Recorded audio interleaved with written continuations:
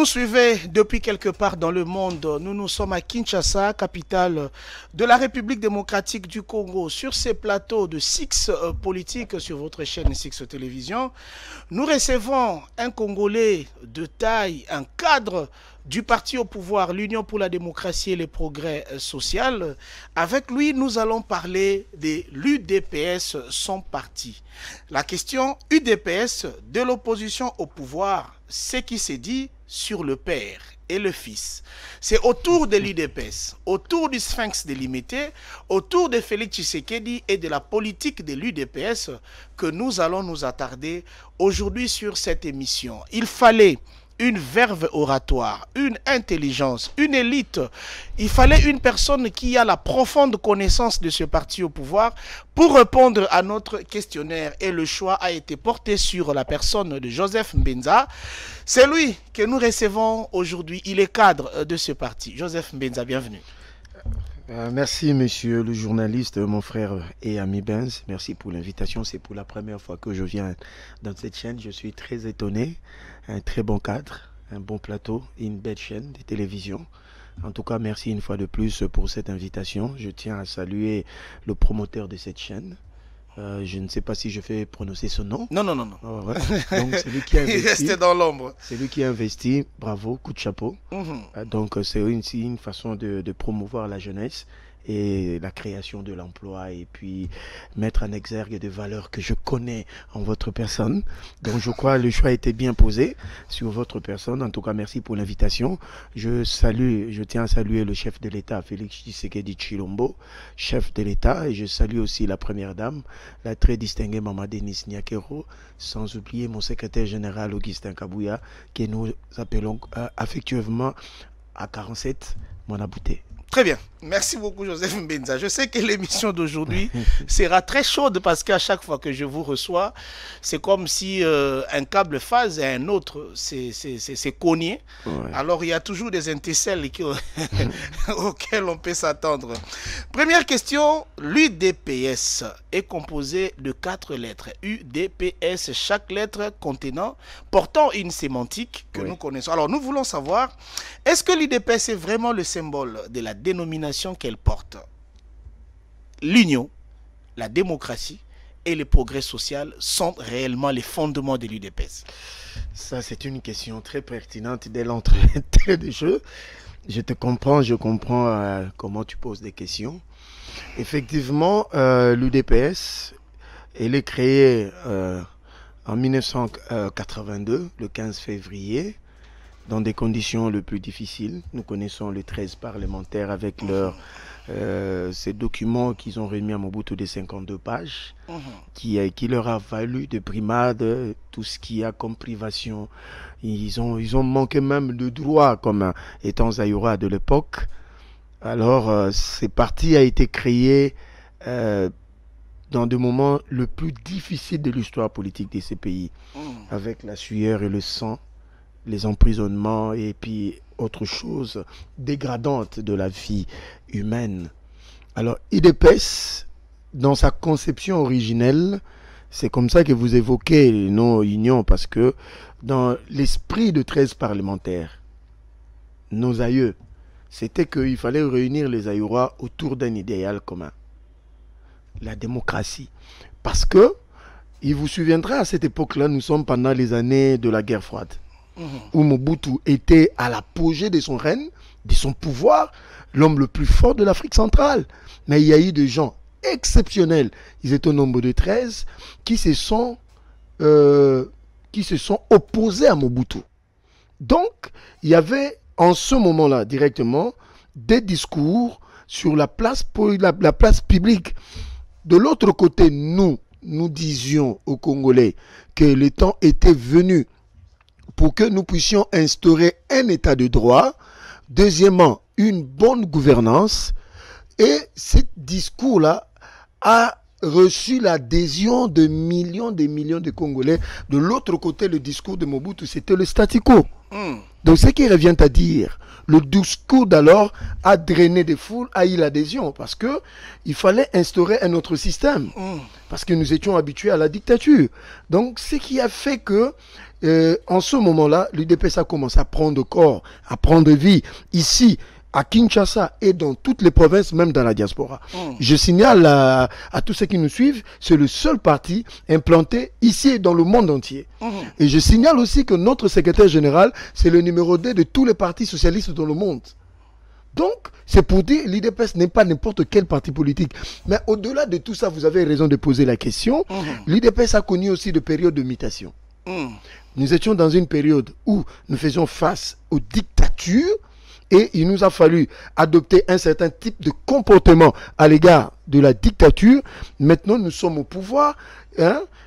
Comprenez-nous, c'est un peu, ce n'est pas encore ça, mais nous sommes en train d'aller vers la mutation. Très bien. Du combat maintenant vers la gestion. Alors, l'Union pour la démocratie et le progrès social, parce que dans la vision de père fondateur, il fallait qu'il y ait progrès. Quand on parle du social, parce que si vous suivez trop les discours de notre mentor de heureuse mémoire, Etienne Tshisekedi Moulumba, il parlait toujours de l'éclosion sociale. Bien. C'est-à-dire le train de vie des Congolais, la qualité de vie des Congolais devait passer de 1 peut-être à 2. Donc c'est ça un peu, en grosso modo, ce qui était dans la tête des créateurs de l'UDPS. Bien. Il y a des questions qui nous viennent du public, sachant que nous allons recevoir un cadre de l'UDPS. Ils nous ont demandé de vous passer leur intention de questions par rapport à ce qu'eux observent. Parlant de l'unité, UDPS Belchika, UDPS Kibasa, UDPS Chibala aujourd'hui, sans compter les grands départs comme Bruno Mavungu, Gaston Dindo, Dori Dombi et consorts, est-ce que l'UDPS a réellement fait la promotion de l'unité avec les exemples qu'on vient de citer? Il faut faire la part de choses. Parce qu'en politique, nous savons qu'un parti politique, c'est un fait privé. Nous adhérons volontairement et nous quittons aussi volontairement. Ça, c'est un fait. Deuxième fait.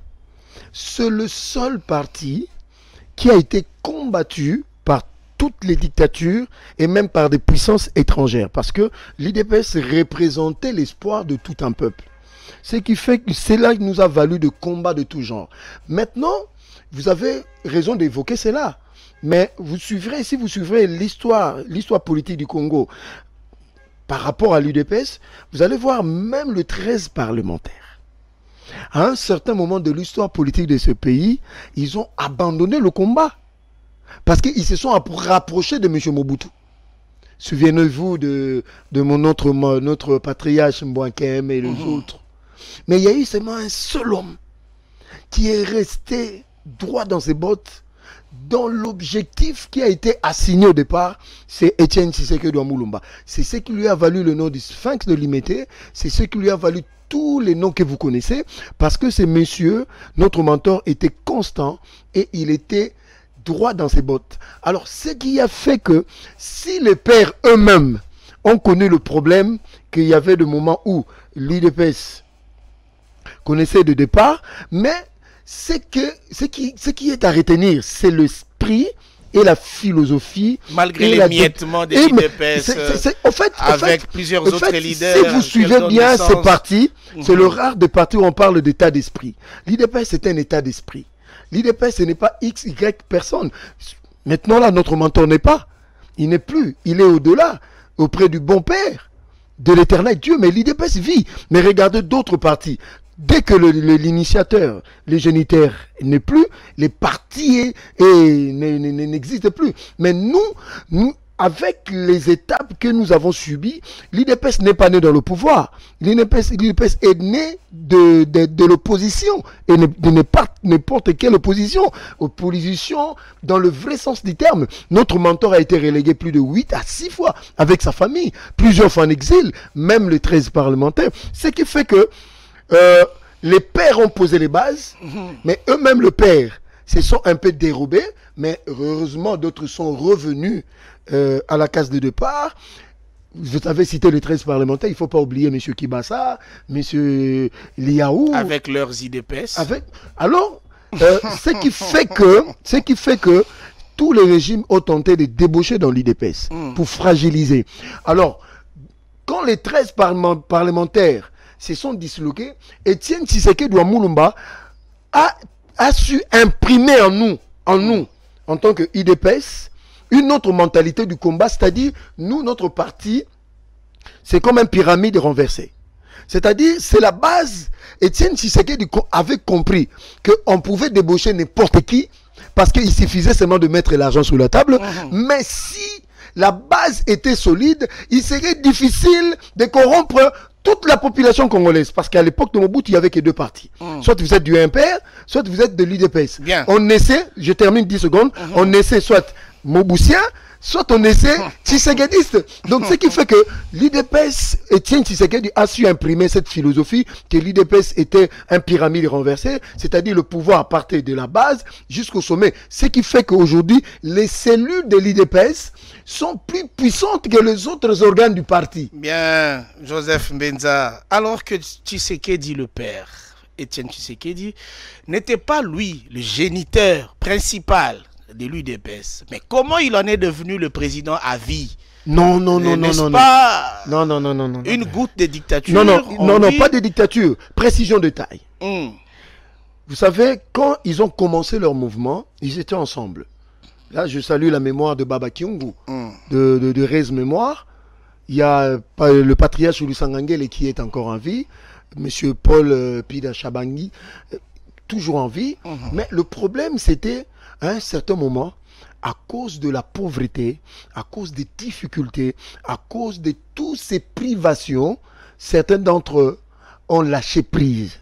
Suivez-moi bien. Parce que les discours n'étaient pas plus destinés aux 13 parlementaires. Maintenant, les discours étaient destinés à la population du Zaïre de l'époque. Alors, quand les gens ont adopté les discours, parce que j'ai dit il y avait maintenant dualité entre ce que les Moboutiens présentait et c'est que l'IDPS présentait comme discours, parce que il fallait qu'il y ait un discours, l'état de droit, la démocratie, la bonne gouvernance, le pluralisme politique. Les gens ont compris qu'il y avait une autre recette nouvelle par rapport à l'ancienne. Les gens ont adhéré. Maintenant, l'avantage pour nous, le peuple, nos militants, le peuple congolais zaïrois d'époque dans son ensemble a adopté les discours et non les hommes. Ce qui fait que Étienne Tshisekedi à Moulumba est resté constant avec le discours originel. C'est la population zaïroise de l'époque, ayant remarqué, reconnu en la personne une certaine constance par rapport aux autres, c'est comme ça que la population a adopté Étienne Tshisekedi à Moulumba comme leader, le vrai de l'UDPS. Très bien. Ce n'est pas une dictature. Maintenant, il s'en est suivi des périodes compliquées. On n'a pas eu plus le temps d'organiser des congrès comme il se devait, parce que vous allez l'organiser où? Dans ces pays qui va vous le laisser? C'est pourquoi la question suivante est même celle de savoir, à chaque fois qu'Étienne Tshisekedi s'est présenté aux élections au niveau national, surtout à la présidentielle. Une seule fois. La seule fois où il s'est présenté à la présidentielle, est-ce que cela est passé par un primaire au niveau du parti? Monsieur le journaliste, c'est une très bonne question. Très très bonne question. S'il y a un parti où vit et respire la démocratie, c'est à l'UDPS. Je rappelle à l'opinion. Vous savez qu'il y avait un moment où Étienne lui-même était confronté à la base.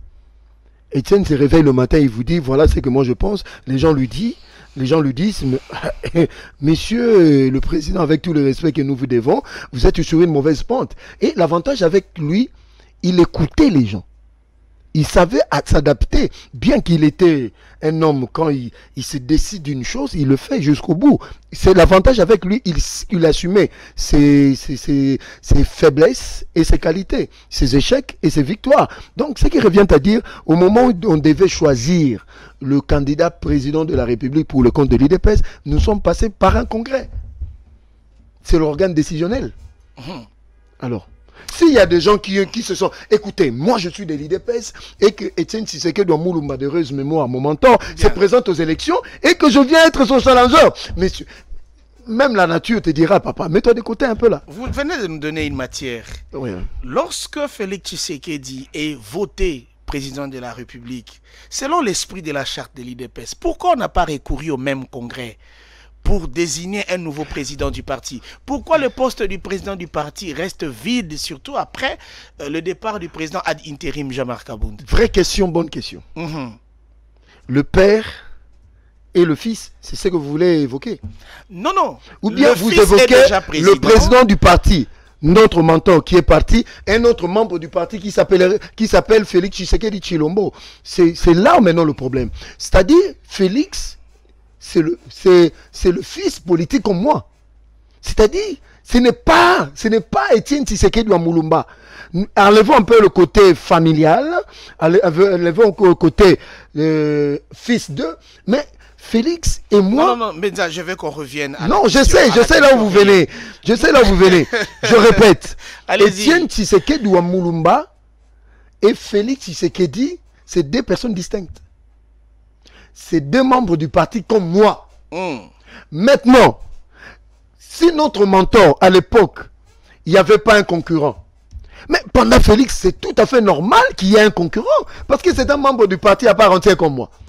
Je pouvais aussi postuler comme candidat comme lui au primaire du parti. Savez-vous que l'UDPS n'a pas de président jusqu'à présent? C'est ça ma question. Pourquoi quand Félix était élu président de la République, il n'y a pas eu congrès, il n'y a pas eu respect des textes par rapport à rendre le pouvoir au présidium vous avez pour désigner le président du parti? Non, peut-être vous n'avez pas suivi. Quand nous sommes allés à Kisantu, vous savez...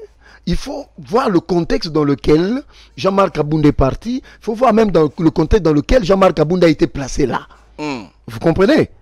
Alors, le problème maintenant, nous étions dans une période un peu exceptionnelle. Le contexte était un peu compliqué, difficile pour le parti. Il faut savoir que, en tant que responsable, nous devrions protéger le parti des assauts de nos ennemis.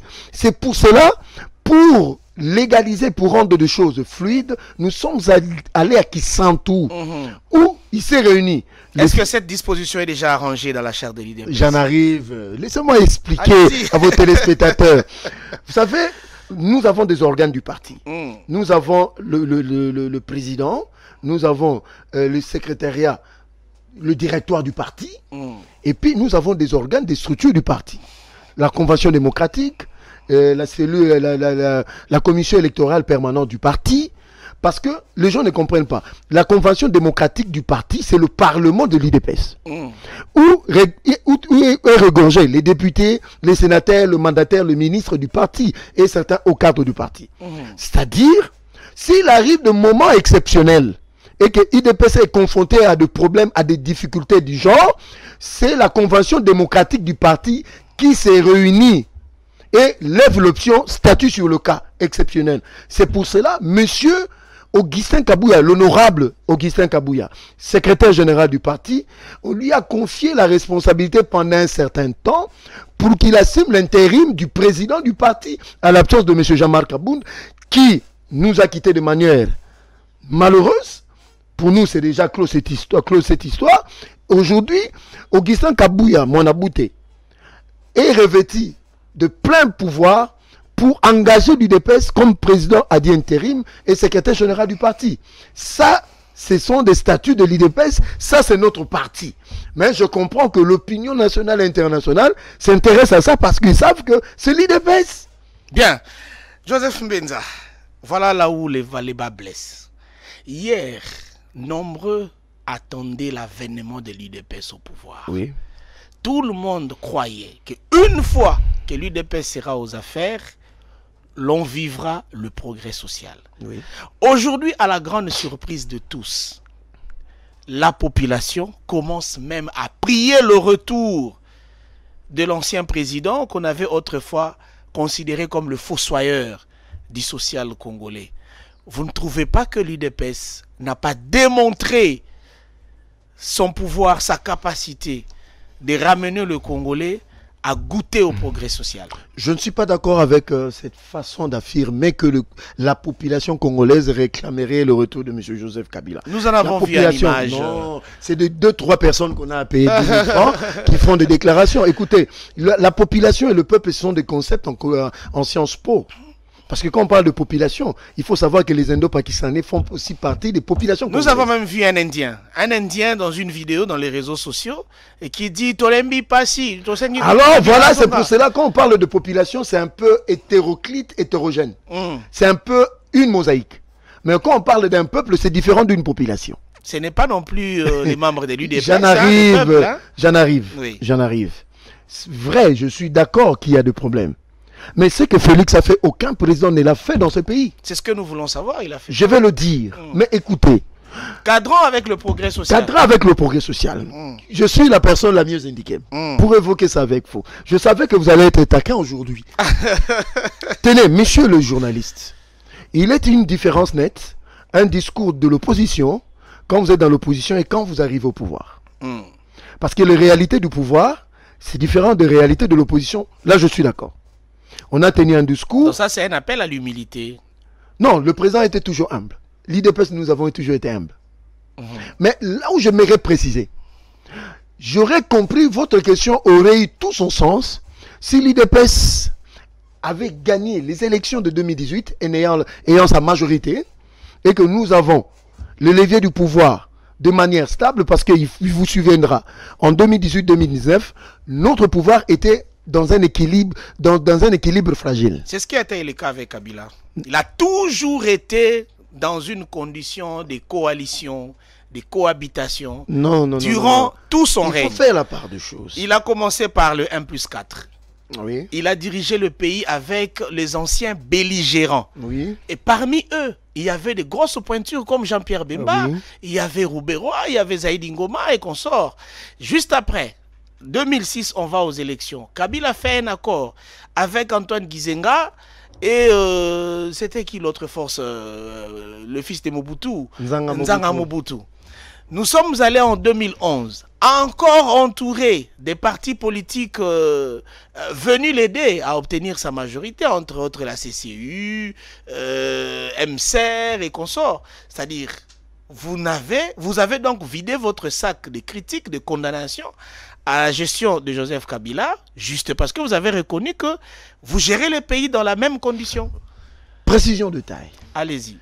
C'est ce qui nous a valu une guerre ici à Kinshasa. Quand vous évoquez la situation de Joseph Kabila avec le 1+4, comment ça finit? Avec une guerre ben descend ici à Kinshasa. Mais nous, on n'a pas eu le sang versé à Kinshasa par une confrontation militaire. Les guerres sont multiformes. Ah, vous commencez à changer de langage. Donc, ce qui revient à dire, même quand vous prenez 2010-2011, il a fallu que M. Joseph Kabila puisse modifier la constitution parce qu'il savait qu'en allant au deuxième tour, il n'allait pas gagner. C'est pour cela qu'il a pris notre patriarche, Gizenga. Et puis, Kabila pouvait donner des postes et pas le pouvoir, vous le savez. C'est pas politique? Non, c'est politique, je suis d'accord. Mais le problème, maintenant, parlons de l'UDPS. Quand nous avons pris le pouvoir, qui était en face de nous? Martin Fayoulou. Non, quand nous avons pris le pouvoir en 2018, nous avions le FCC de Joseph Kabila. Le FCC était votre allié? Non, dans l'apparence, oui. Mais nous avions une vraie opposition dans la majorité. Ce qui faisait que l'équilibre du pouvoir était... C'était la règle de la cohabitation, Joseph Mbenza. Nous étions dans une coalition. Nous n'étions pas dans une cohabitation. Nous étions dans une coalition au pouvoir, pas dans une cohabitation. Effectivement. Vous vous souviendrez que pendant cette période de coalition, la gestion du pays était plus ou moins catholique. Non, je ne dirais pas ça, parce que si vous suivez bien la situation, c'était compliqué par rapport à la gestion du pays. Je peux vous donner un cas. Vous voulez que j'évoque ça? Bien. Je cite un nom, M. Séléa Lagouli. Comment toi, le ministre des Finances, en conseil de ministre, tu rassures le président que nous avons ces fonds pour réaliser tel projet et qu'au moment de la réalisation du projet, vous informez au président que nous n'avons pas pu mobiliser cet argent. C'était un peu comme ça. Mais j'aimerais parler de ce que nous avions fait, qui fait la différence avec les autres. Que je puisse évoquer? Joseph Mbenza, avant d'évoquer, je veux que ceux qui nous suivent comprennent que vous êtes venus aujourd'hui pour défendre le parti au pouvoir, alors on ne vous laissera pas la tâche facile. 3 succès enregistrés par Félix Tshisekedi, reconnus par la population. Oui. Sur le plan infrastructurel, sur le plan de l'éducation et sur le plan de la justice. Selon une certaine opinion, ce qui s'avère vrai d'ailleurs, c'est grâce à la cohabitation. Aujourd'hui, on l'appelle béton, grâce à Willy Ngopos, ministre des Infrastructures du PPRD, qui l'a accompagné à réussir la construction des sauts des moutons et de certaines infrastructures routières. La gratuité de l'enseignement, c'est encore grâce à un ministre du PPRD. Vous vous rappelez le ministre là, le sortissant de Kisangani, qui a été succédé par Willy Bakonga, grâce à eux.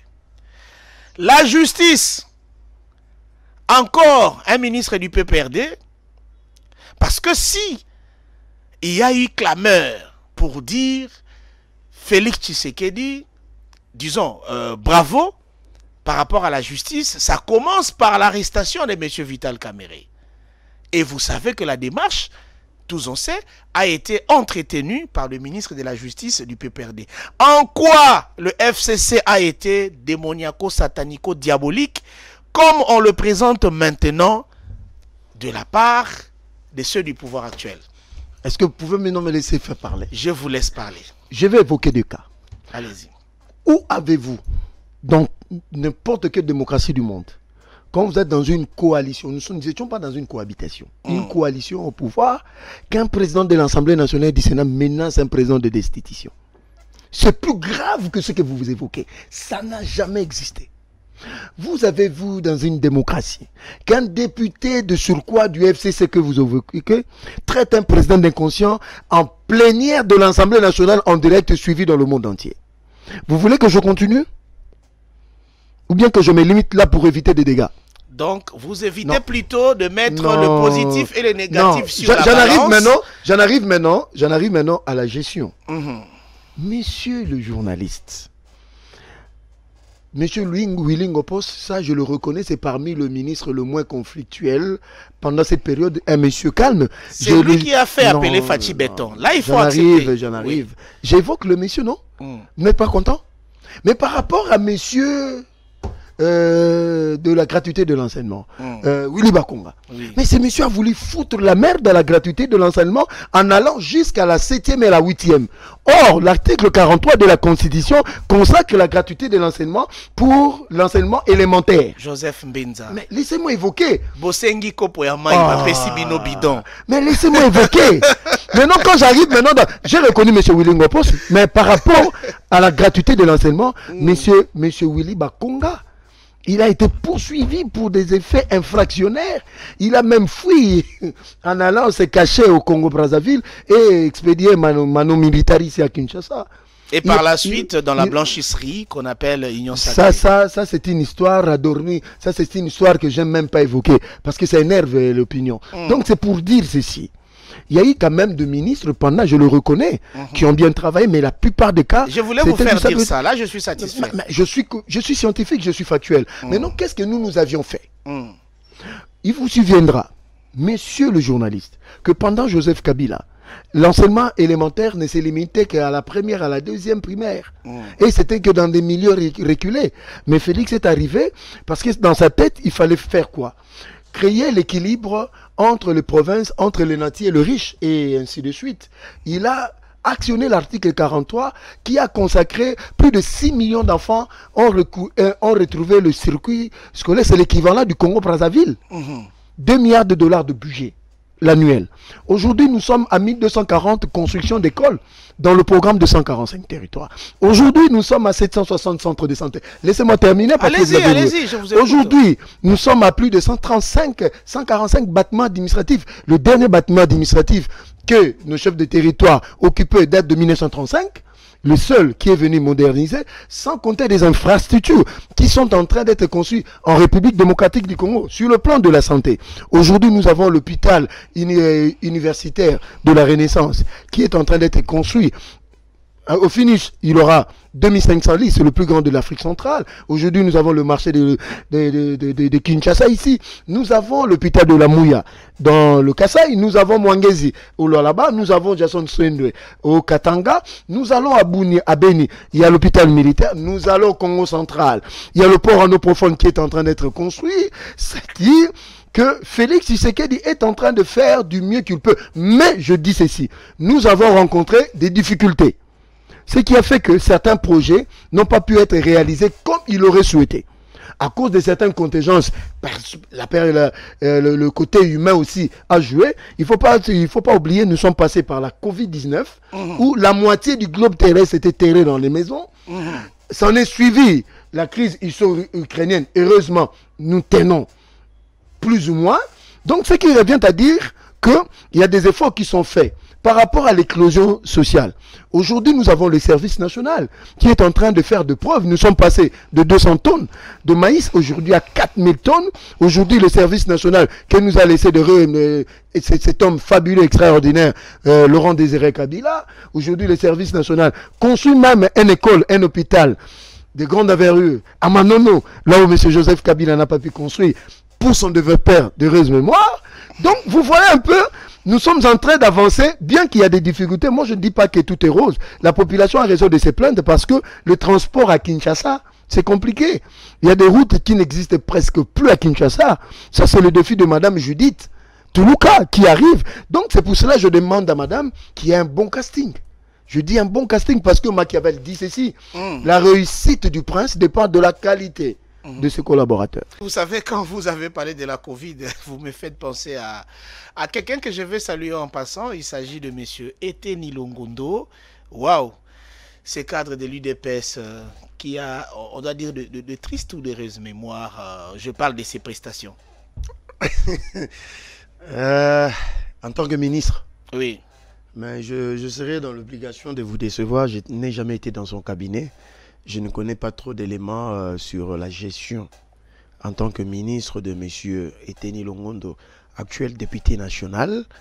Mais en ce que je sache, il est le précurseur, il est parmi les gens qui ont travaillé pour que nous ayons cet hôpital universitaire de la référence ex-Mamaemo. Donc, vous n'étiez pas dans son cabinet, Joseph Mbenza. Ce que je vous dis maintenant vient de mon cœur et ça vient de plusieurs communicateurs des partis politiques ainsi que de tous ceux qui aiment les émissions à caractère politique. Quand est-ce qu'on verra Joseph Mbenza dans un cabinet politique? Waouh! C'est un cerveau. Mbenza, c'est une élite, c'est un cerveau. Il mérite, je pense qu'il mérite un poste élevé au sein du parti et pourquoi pas une responsabilité à la République. C'est vous-même qui refusez ou vous n'avez jamais été le choix de vos dirigeants de parti? Je crois que ça sera la question que j'aurai du mal à vous répondre. Parce qu'il s'agit de moi-même. Vous savez, pour être nommé, pour servir le pays, il n'est pas forcément dit qu'il faut être dans des institutions. Pour servir son pays, on peut le servir autrement, c'est ce que je suis en train de faire. Il est vrai que c'est ce que beaucoup de gens disent, mais je vais décevoir les gens qui vont suivre cette émission pour leur dire que je n'ai pas assez de réponses pour cette question. Je laisse tout entre les mains du bon Dieu, du chef de l'État et de M. Augustin Kabouya. Très bien. Alors, on retourne dans notre fond où l'on parlait de l'UDPS et du Sphinx, Étienne Tshisekedi, ainsi que de son fils Félix. La question qui suit, d'aucuns racontent que Tshisekedi le père avait toujours été de mèche avec feu le maréchal Mobutu. C'était son fin allié, alors que la poudre aux yeux, c'était un opposant. Et de surcroît, opposant radical. Comment vous répondez à ceux qui disent cela? Apparemment, vous vous êtes renseigné sur nous, hein, apparemment. Mais je devais vous recevoir, vous êtes cadre de l'UDPS. Oui, moi je dirais, c'est dans l'éducation d'Etienne Tshisekedi Mulumba qu'il a inculqué à ses enfants biologiques et à ses enfants politiques. C'est-à-dire, il nous a appris à faire la distinction entre le combat politique et les relations interpersonnelles. C'est-à-dire, je me souviens, Mobutu a détecté Etienne Tshisekedi Mulumba lorsqu'il était étudiant à l'UNIKIN. Brillant, il a terminé ses études. Il a été pris comme parmi les secrétaires généraux de l'époque et il a assumé des fonctions et ils sont devenus très proches. Ça, je ne pourrais jamais le nier. Mais il s'est fait que pour des raisons politiques, par rapport à la gestion du pays, par rapport, il vous souviendra que parmi les initiateurs, les concepteurs de la manifeste de l'Antélé, c'est le travail intellectuel d'Etienne Tshisekedi Mulumba. Parce que dans sa vision, il voyait le Zaïre autrement, c'est que Mobutu voyait. C'est pour cela quand ils ont pondu ces documents, Mobutu n'a même pas respecté, n'a même pas mis en place cela. Ce qui lui a valu cette distance de proximité entre Mobutu. Mais foncièrement, ils ont gardé des relations interpersonnelles parce qu'ils avaient aussi leurs enfants étudiés dans le même école, dans les mêmes universités, ils se fréquentaient. Mais pour des raisons politiques, ils ne se mettaient pas ensemble, ils étaient vraiment ce qu'on appelle l'antinomie, c'est-à-dire ils étaient dans la contradiction foncière.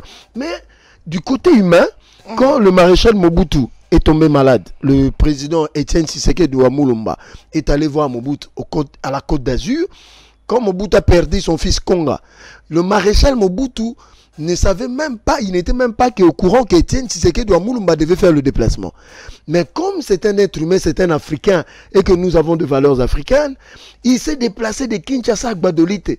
Mobutu, quand il a appris, je crois que c'était parmi l'une de ses consolations pendant la perte de son fils. Et c'était plusieurs fois. Même malgré que nous, quand notre mentor est décédé, on a vu les gens comment ils nous détestaient, mais sans le dire. Tous les deuils qui a su... Non, j'explique aux Congolais. Tous les deuils que la famille Tshisekedi a pu rencontrer, des moments douloureux, regardez le comportement des politiques congolais. Cela montre le niveau, la différence d'éducation politique entre nous et les autres. Et ils nous considèrent comme leurs ennemis, mais nous considérons et nous considérions, même dans le passé, tous les autres comme des adversaires politiques, et qu'au-delà de la politique, nous pouvons garder des relations. C'est ça aussi l'UDPS. Mais de l'autre côté, nous, on ne regarde pas comme ça. Pour eux, nous sommes des hommes à battre. Félix, c'est quelqu'un qu'il faut abattre. Peut-être qu'ils ont raison, Joseph. Raison dans quel sens? Parce qu'aujourd'hui, d'aucuns pensent que l'UDPS doit beaucoup à la République. L'UDPS a cassé les infrastructures publiques à cause de ses marches et ses revendications, quelquefois sans soubassement. L'UDPS a détruit l'éducation politique des Congolais et des Quinois. Primo, allez-y, bouffez l'argent de ceux qui vous l'offrent et ne votez pas en leur faveur. C'est l'argent du pays. Tertio, le cocktail Molotov, c'est l'UDPS. Manquer du respect aux dirigeants, aux responsables étatiques ou politico-administratifs, c'est l'UDPS. Lorsque vous êtes membre de l'UDPS, vous êtes un saint, un ange. Mais lorsque vous vous retirez de l'UDPS, l'animal à abattre, les démons avec cornes et queue, et immédiatement, votre respect n'a plus sa place. Vous voyez que l'UDPS doit à la République, et certainement pour ça que certains politiques tournent le dos à l'UDPS, même à ces moments douloureux, en disant il fallait que ça arrive. Non, non, non, non, non. Je suis d'accord avec vous que l'UDPS doit beaucoup à la République. Mais de l'autre côté, la République aussi nous doit beaucoup. Comment ça? La République... Plus que même ce que nous devons à la République. Je vais vous expliquer. Allez-y. Etienne Tshisekedi Mulumba, notre mentor de heureuse mémoire, nous a appris seulement une seule chose. De ne pas avoir peur de défendre ses droits et de défendre ses droits. Alors, sur base de ça, que le Congolais, des Congolais, les Aïrois d'époque, ont compris que le moment où on violait le droit le plus élémentaire, on n'avait que le moyen de le revendiquer. Vous comprenez? Ne nous en voulez pas parce que nous sommes descendus dans la rue. Et c'est cette rue qui a fait que vous portez une cravate aujourd'hui. Parce que Mobutu... pas un luxe. Non, j'en arrive. Mobutu nous avons interdit ça. C'est aujourd'hui que le travail que Etienne Tshisekedi Mulumba et les 13 parlementaires IDPS ont fait qu'aujourd'hui les gens sont en train de revendiquer leurs droits. Aujourd'hui, IDPS, nous avons versé notre sang pour qu'il y ait démocratie, liberté d'expression et d'opinion et de religion. Aujourd'hui, alors, il faut faire la part de choses entre le membre effectif de l'IDPS que nous sommes et les membres sympathisants. Alors, ceux qui nous ont suivis dans ces combats n'étaient pas forcément IDPS, ils étaient d'autres obédiences, mais ils ont épousé le combat d'Etienne Tshisekedi Mulumba. C'est pour cela que nous sommes descendus dans la rue, revendiquer nos droits, mais la plupart d'entre nous ne sommes jamais retournés chez nous à la maison. Moi, je connais des amis avec qui on était dans la rue, mais qui ne sont jamais revenus chez eux. Prenons l'exemple, 10 bis Transco brûlés. J'épouse votre, je vous le concède, par le membre de l'IDPS, et un militant tué par balle réelle. Qu'est-ce qui est plus coûteux entre 10 bus et un individu qui est abattu à bout portant? Je ne sais pas faire ces calculs, mais moi je pense Ça, qu'il faut vous- protéger les Non, infrastructures. non. Je dis, je concède dans votre logique que nous avions cassé, nous avions brûlé. Ça, je concède.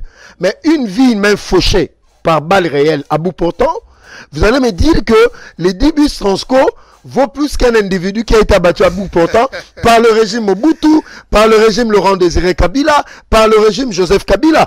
Il vous souviendra des paisibles citoyens, des gens que je connais personnellement, ont été brûlés vifs dans notre permanence. Ça, vous n'évoquez pas. Non, ici, j'en arrive. Là, je parle de l'UDPS. Non, monsieur le journaliste, vous avez évoqué que Je veux que nous puissions circonscrire l'échange. Mais non, il faut prendre la chose dans sa globalité. C'est-à-dire, vous avez vu le mal que l'IDPS a fait. Vous ne voyez pas le mal et le tort qu'ils nous ont causé. Il y a des gens qui ont perdu leur travail. Il y a des gens, jusqu'aujourd'hui, les jambes amputées, des bras amputés, des yeux qui ne voient plus que presque plus à cause de la lutte pour que vous ayez ce temps de parler comme ça. Il vous souviendra, nous étions à l'époque de la guerre froide. Qui pouvait faire face à Mobutu? C'est ce que Konkoué Nungwazabang. Si ce n'était pas le courage exceptionnel de monsieur Etienne Tshisekedi Moulumba et les autres qui nous ont légué ce combat aujourd'hui. Aujourd'hui, les gens justifieraient qu'ils nous quittent parce que l'IDPS adopte un... Non, ça nous accuser à tort. J'évoque. Non. Monsieur le journaliste, imaginez-vous. Je comprends la famille Tshisekedi. Nous avons accepté tous ces gens-là. Venez vers nous. Mais quand nous perdions le nôtre, ils ne sont jamais venus nous consoler. Mais quand nous perdions, quand eux perdent le leur, nous partons. Par exemple, le président de la République. Il va dans tous ces deuils, même des opposants. Bon, des fois, il est même critiqué pour ça. Non, parce que les gens, je ne sais pas comment les gens réfléchissent. Un président aussi humain que lui, vous pouvez lui reprocher cela? Bien. Benza, je veux qu'on évolue. L'UDPS a offert quand même des spectacles scandaleux ici au pays, surtout à Kinshasa. Par exemple, des spectacles qu'on ne pouvait pas attendre d'un parti au pouvoir. Par exemple, le vice-président de l'Assemblée nationale qui se croise avec l'une des sœurs du chef de l'État sur la même chaussée, ils se disputent la route. Conséquence, le lendemain, c'est la résidence du vice-président qui est visitée par les Banamura, les Chikata, et par la suite forcé de démissionner de l'UDPS et de son poste de vice-président de l'Assemblée nationale. Et aujourd'hui, prisonnier politique, après avoir dénoncé ce que lui confirmait avoir été vrai sur la gestion du pays par Félix Tshisekedi. Ça, quand même, c'est antidémocratique. Vous ne trouvez pas la légèreté dans la gestion lorsque une affaire purement privée entre deux individus devient une affaire d'État? Je peux répondre. Allez-y. L'UDPS est plus grand que nous tous. Je répète. Vous voyez l'UDPS que nous évoquons aujourd'hui. L'UDPS est plus grand que Félix Tshisekedi. L'UDPS est plus grand que Augustin Kabouya. C'est l'UDPS qui est notre mère à nous tous. Sans l'UDPS, vous n'auriez jamais connu M. Jean-Marc Abound. Sans l'UDPS, vous ne m'auriez jamais invité ici. Je suis d'accord, on est d'accord. Mais le problème, ici, moi j'ai beaucoup évité de parler de M. Jean-Marc Abound. Avant le pouvoir et après le pouvoir, ce n'était plus la même personne. Vous voulez qu'on en parle? Allez-y. M. Jean-Marc Abound, avant le pouvoir, c'était un homme correct, bon. Mais quand il arrive au pouvoir, je ne sais pas qu'est-ce qui lui est passé à la tête de se croire l'équivalent du président de la République. Je suis politologue de formation, j'ai lu Machiavel et j'ai lu Henri Kissinger. Dans un système politique, dans un régime, cela ne peut pas se faire. M. Jean-Marc Abound, depuis quand il est-il devenu agent de la circulation routière pour réguler la route ici en plein Kinshasa, excusez-moi. Depuis quand, M. Jean-Marc Abound? Vous avez vu le comportement de M. Jean-Marc Abound? Il se croyait être au-dessus de la loi, l'équivalent du président de la République.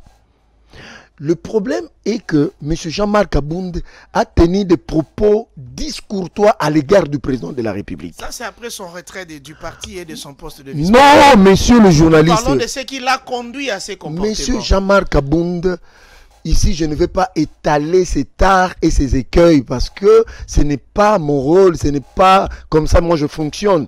Mais je vous dis, monsieur Jean-Marc Abound, pour votre information, monsieur Jean-Marc Abound, en tant que vice-président de l'Assemblée nationale, président a dit intérim de l'UDPS, il ne mettait plus ses pieds à la permanence du parti pour gérer le parti. Tout se gérait dans son cabinet au Palais du Peuple. Bien. Mais non, je veux qu'on aille vite parce que là, nous parlons d'un compatriote qui est en prison. Il a besoin de notre... non. Il n'est pas prisonnier politique, mais c'est un prisonnier qui a été jugé sur base des infractions bien connues. Il y a eu un procès. Bien. On va y revenir. Je vais vous confronter avec les communicateurs. Je suis disponible. Je vois Maître Falmamba. C'est un ami que je salue. Maître Béa Toussaint. Je connais tout ce monde-là. Très bien. Alors, nous sommes vraiment à la fin de l'émission. Il nous reste 2-3 petites questions auxquelles je vous demanderai de répondre si rapidement. Oui, si rapidement. Très bien. L'UDPS a géré le pays déjà pendant 5 ans. Oui. Il bénéficie de la gestion pour les 5 autres années. Qui est ce ministre de l'UDPS? L'UDPS. Qu'on peut dire aujourd'hui, il fait la fierté de votre parti par sa gestion du poste qu'il occupe. Le premier, c'est Jean-Pierre Liao. Bravo pour toutes les réformes que vous avez amenées à la fonction publique. Bon élève du PPRD, aujourd'hui, il va donner ses prestations. Apparemment, vous adulez le PPRD, hein? Non, c'est la réalité, il vient de là. Vous n'avez pas du débauchage d'autres fois, ça se fait aujourd'hui. Je dis, monsieur le journaliste, monsieur Jean-Pierre Liao, parce qu'il a été vanté par le président de la République. Très bien. Un autre? Bien qu'il y a controverse autour de lui aujourd'hui, c'est monsieur Nicolas Kazadi, que j'aimerais retourner au pouvoir, à ces postes-là de ministre des Finances. Pensez-vous que ceux qui sont à la maison ne quittent pas leur fauteuil? Non, parce qu'ils ont été mentis, ils ont été manipulés. Tout simplement.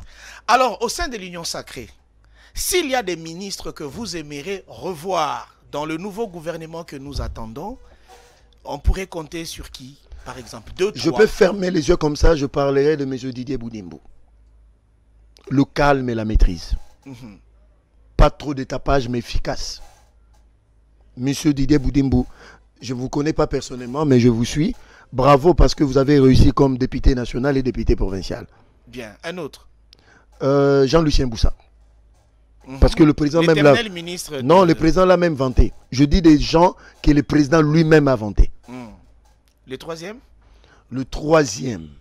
Là, je vais commencer à chercher. Mais le ministre qui m'a beaucoup déçu, c'est de l'UDPS, c'est M. Alexis Guizaro. Et Peter Kazadi?